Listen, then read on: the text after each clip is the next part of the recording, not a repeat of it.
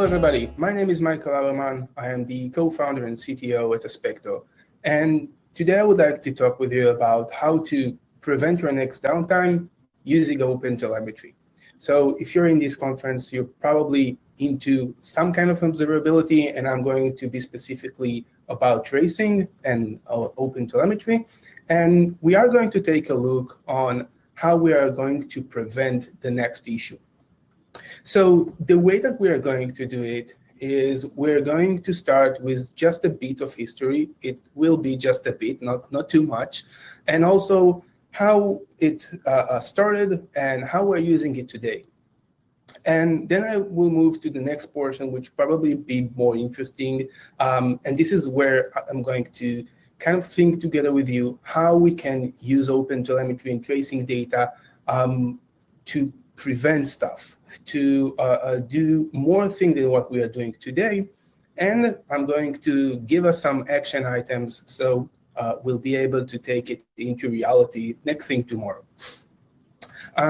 So why am I speaking about OpenTelemetry, tracing, prevention? So I've been doing microservices for quite some time. About 5 years, I work as an independent consultant with all kinds of companies, either breaking their monolith into microservices, or the microservices scaled and grew and they needed some help with that. And after about 4 or 5 years, I decided to stop being an independent consultant and start doing my own startup. So this is what led me to speak about this area. So let's start. So let's start and look in the early days where we had monolith, how we were getting a visibility or observability to our system. So we were using logs, and those logs basically, they told us a story. The application would tell us a story, what happened in our application. And this was great, whether it was with central log solution or a distributed one. But when applications started to change and started to be distributed apps, it started to be more complex, because now you don't have one story to follow in order to understand what happened in my application. Now I have a whole bunch of story that I need to compose together into one big story. And this could be quite complicated to do. So we came up with the idea to have some kind of a correlation between the logs. Right now we have all the different logs, but we have some unique ID that is being propagated throughout my services. And that way I can look at all of my logs as a one big story. But it still requires the developer, once I want to understand the story, I need to read a lot of stuff, understand how they work, and it was kind of hard, still quite hard. And this is where we saw traces. Traces basically took the story and made it way more visual, making my life as a developer that needs to work with them way more easier. And then we also able to correlate traces to logs. So all this history is basically leading us to the fact that we can really easily visualize a production issue, usually production. So we have some issues. Something isn't working the way that I expected it to work. So I want to visualize it. I want to have this big red sign in my UI saying this is where it failed, so I will be able to resolve it faster, so it will be easier and simpler for me, and even it's more cooler, just more fun to work with traces. But the thing remains, I have an issue and I want to fix it. And how this thing is helping me.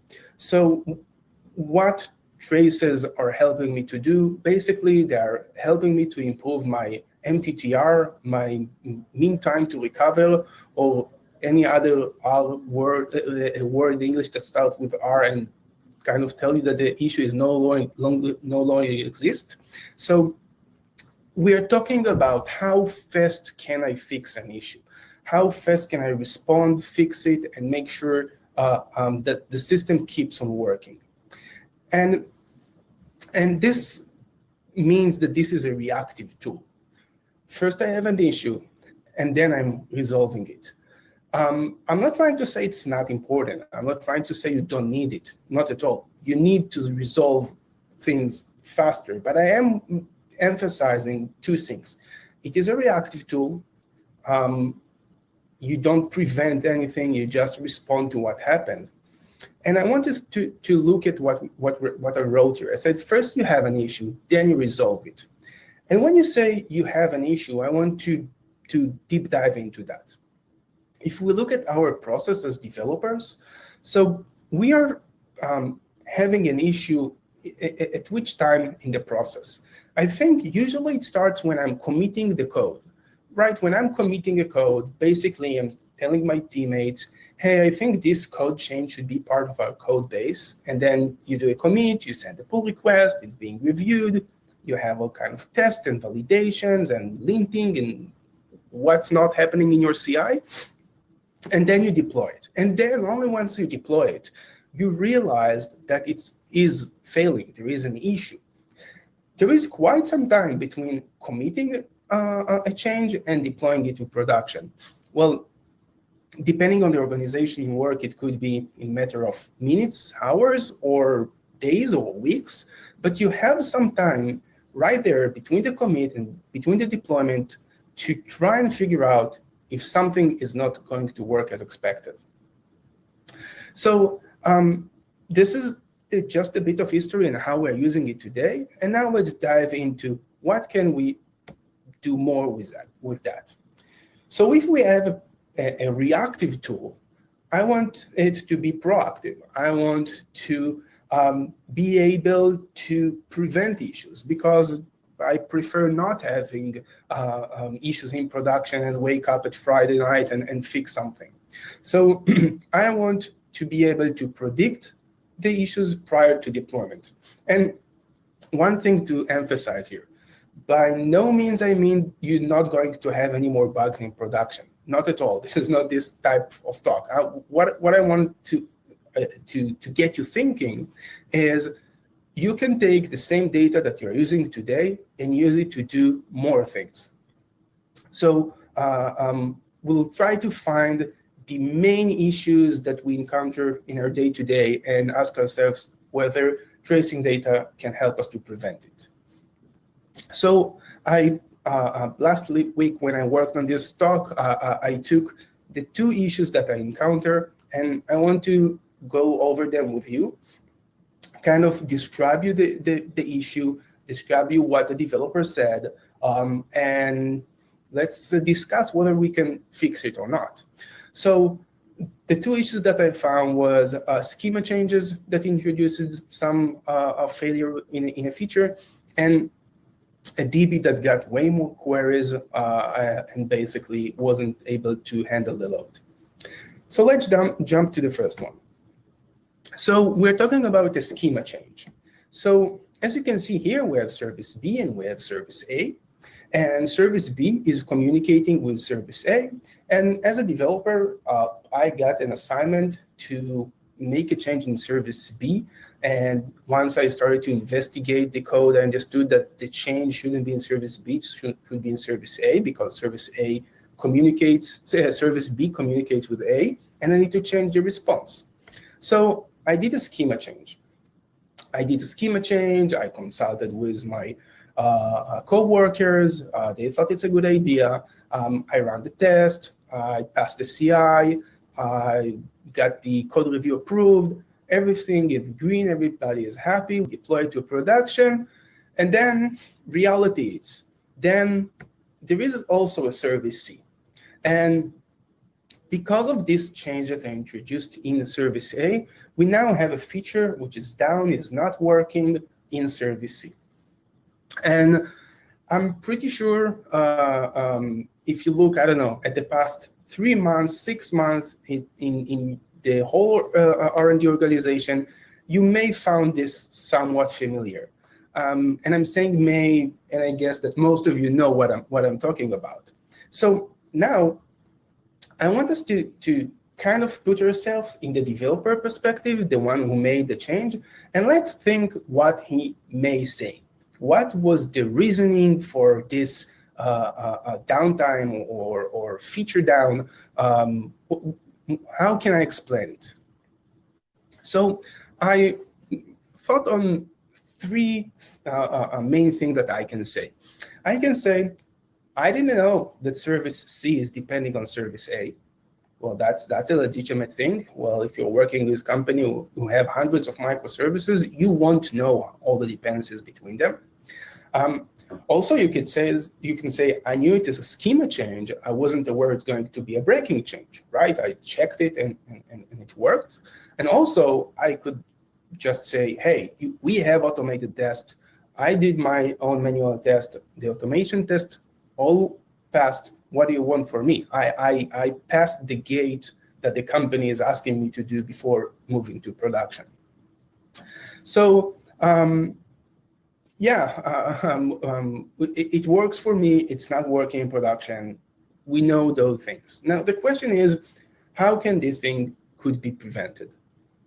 So I'm going to, before addressing how we're going to prevent it, I'm going to say what I think that we need to have in our hands in order to resolve it.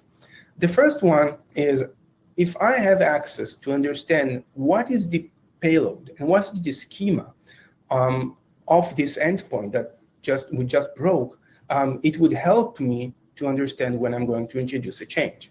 Also, it's really important for me to take an endpoint in my system and be able to know who is consuming this message.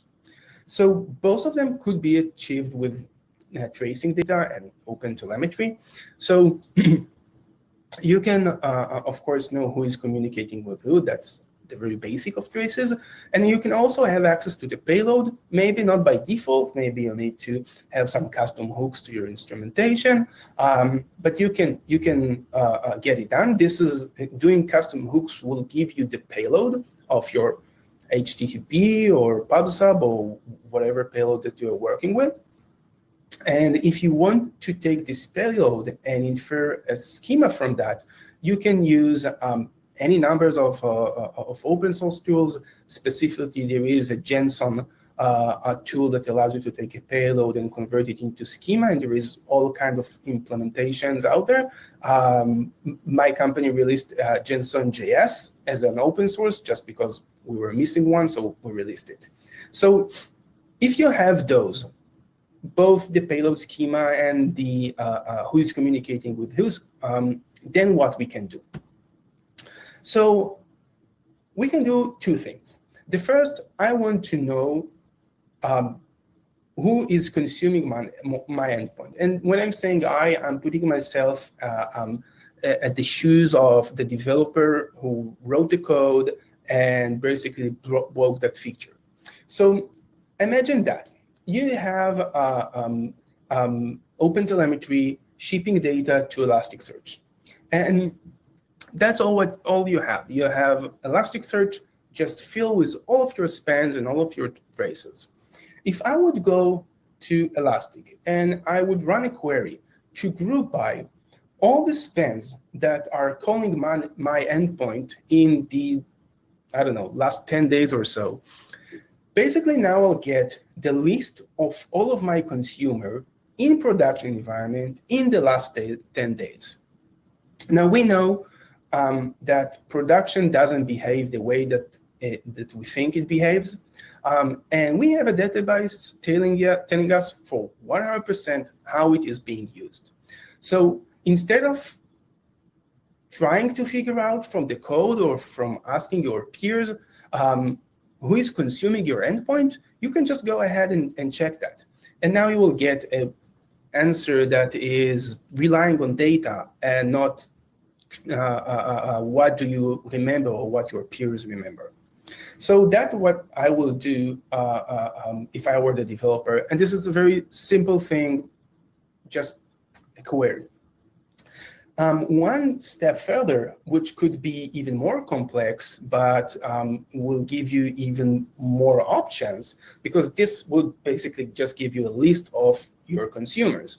But if I'm looking at finding the different schemas out there, so if I know all the potential schemas uses my endpoint, it could really help me, right? I can go to my integration or my API test or my contract testing and make sure that I'm covering all the different schemas that I get in production environment. Or maybe I'm using mocks and I don't know whether my mocks are up to date or whether they represent production environment well enough. So here I can really easily just get the list and use them to mock or test my endpoint. And how will I get those schemas? So I'm assuming that you already have the payload attached to your spans, which means that you need to do some alteration to your instrumentation. And now I'm also saying that for each spans that you get, take the payload and extract or infer a schema out of it and just hash that schema. That means that now you can know how many schemas you have out there. And now if I'll do the same query that I did, or kind of the same query that I did in that I spoke about it last, so now I'll group by the endpoint that I'm going to change, and I'm going to find all the potential schemas. And this is going to help me to figure out whether there is an edge case out there that I'm missing. So if I were the developer, or if the developer would have done those things, I think there is in high certainty that he would find another use case that he didn't think of, and now we can think about it and we can address it, we can add the right test, we can protect it in our code, or whatever needs to be done. So this was the first use case that I found, or the first issue that I found. Another one, which is also quite interesting, is, as you can see here, we have a developer running a service B, in his local environment.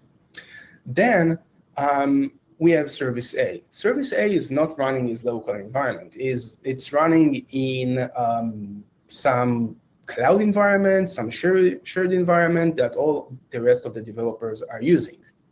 And one of the requirements that I need to implement is that I need to change some parameter that service B is sending to service A.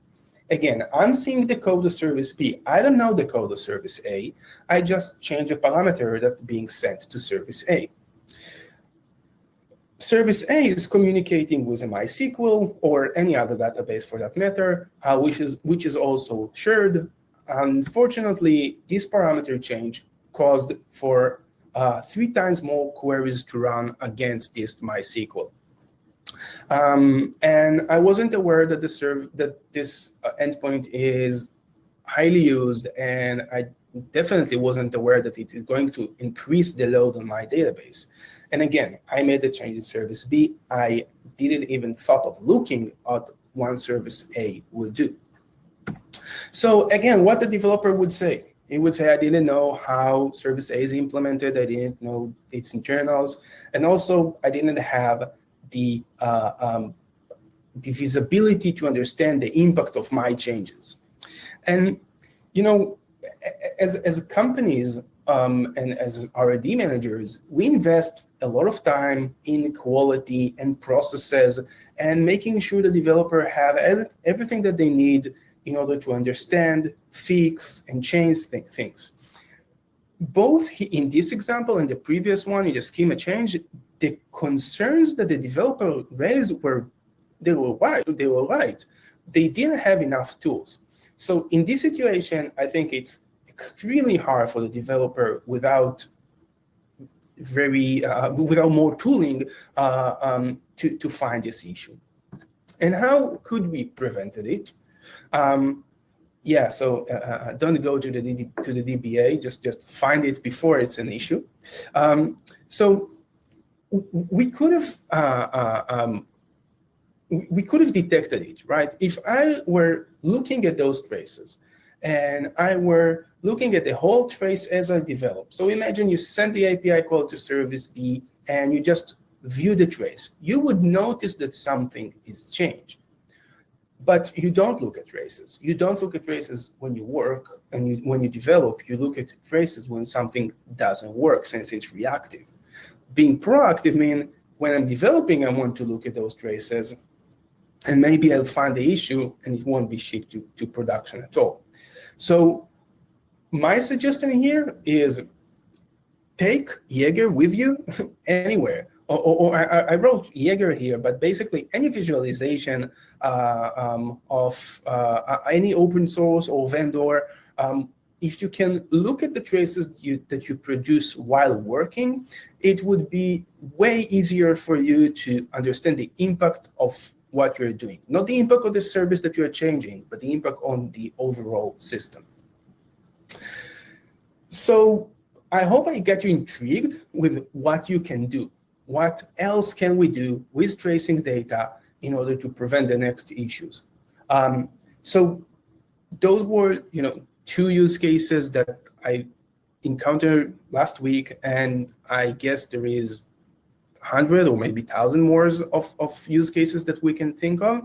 But in order to find those, I think we need to do two main things.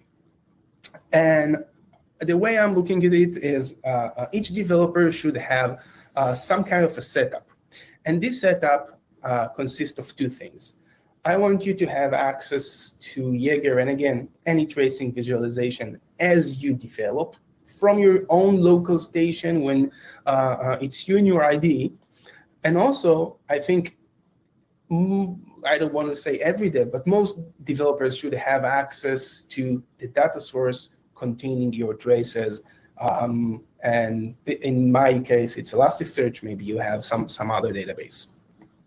So having local Jaeger, what I would do, I would stream all the development environments into single Jaeger, and that would help the developers to visualize their work. So I can see what I'm doing, I can understand the overall impact, and it's going to make me more aware of my changes. So you can work with it as you develop. But also, another interesting thing is if you are not a developer and you are now was assigned to some pull request or merge request, now you need to review a change that you are not entirely sure on all the details. Maybe you can also use Jaeger in order to understand the changes that the developer did. So even when I'm reviewing something, it may help me. So that's about running Jaeger, but also you should definitely access your data source. Every time you have a question, what parameter do I get? Who is calling who? How many times an hour it happens? What is the latency? How many times this database is being queried? All of those questions can be answered if you're just going through your Elasticsearch, going to your spans tracing data source, and just ask those questions. And at first, you just look at the database, you don't know what to query, but when you start to do it, you will start to use it in your day-to-day. And usually when developers like something, they start to automate it. And then you may find yourself all kind of scripts automating your spans, basically to create more quality R&D team. So I think that doing those two, having a local Jaeger and access to traces, is going to be something that can really affect how many bugs reaching production. So those were my my two action items. I think those are the things that if you start to do in your daily work, you may save yourself some production issues. So I suggest you to give it a shot. So if you have any question, feel free to shoot it in the chat and to reach out. And thank you very much. Hello, welcome back. Hey. Thanks for being here, Michael. That was an awesome talk. Thank you very much. Yeah. When did you first hear about OTel? What prompted you to get started with it? So actually, I started to look for the tracing solution. I didn't know that it was node tracing back then. I was just looking to visualize what's happening and started with open tracing and then OpenTelemetry. Yeah, it's interesting. I feel like so many people got their started using the open source stuff, and OTel is just for way too long. There's just been no standardization whatsoever across the industry of this completely fundamental component, and I'm just so grateful to you for helping us extend the entire industry's best practices and when to use it, when not to. I think these, it may seem basic, but we're rethinking a lot of basic first principles here. And with any luck, after we get this right, future generations won't have to do all this crap. Yeah. But what, I don't know. Tell me how this has impacted your team's ability to execute. Well, I think using OpenTelemetry data and distributed tracing data in pre-prod can really affect the amount of bugs and issues you eventually deliver to production. And I think you have so many points to do that. You can do it as you develop. You can do it prior to creating a pull request. You can do it in your CI. And I think each team and each organization has their own issues, and I think if they are looking into solving them as soon as possible, that's the way to go. Totally. Do you feel like there should be an increased role for designers who are participating in the collaboration, around the design and execution on, things like OpenTelemetry? You mean designers? Designers, yeah. Yeah. Well, I don't know. It's a good question. I think that I think we still need to nail down developers using it. Absolutely. Yeah. I just feel like OTel is shinier than most, but a lot of these, these projects, they fail to get the traction that they need because we insist on treating engineers like engineers, not like consumers of technology. Which, you don't come to the OTel project by and large being I want to work on OTel. You come to it in the process of trying to solve a problem, and so many of our tools are written from the Vim way of doing things, where it's memorize all this and you will be superhero. Whereas most people really need to be able to put 10 minutes in, get something usable out, and I know. Yeah, I think most people find OpenTelemetry out of necessity. They just have problems they can't. And it's dense. It's not trivial to adopt or to become an expert in. It's very much V1, very alpha in that regard. And I'm so happy that it's gotten the uptick and the uptake that it has. And now I think we need to parlay that into being boring. Build boring software. Yeah, I agree. Thank you so much, Michael, for giving us a talk. It was really nice to have you. Thank you very much. I really enjoyed it.